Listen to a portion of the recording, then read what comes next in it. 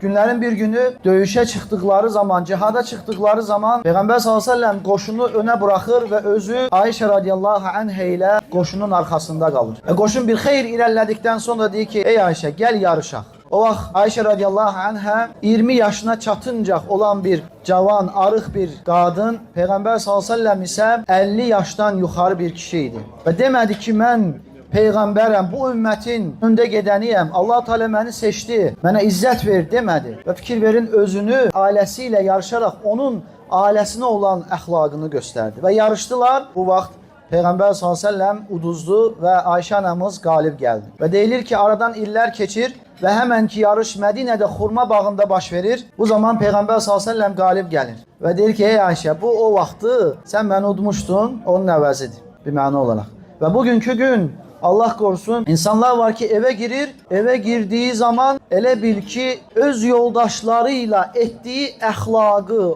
o gözəl davranışı qapıdan çöldə qoyur və evə bir pələng kimi girir, bir aslan kimi girir. Onu vurur, bunu yıxır və ev əhli elə təmənni edir, istəyirlər ki bu insan evdən çıxsın, getsin. Ki ev əhli rahat olsun. Amma Peyğəmbər sallallahu əleyhi və səlləm bu şəkildə deyildi.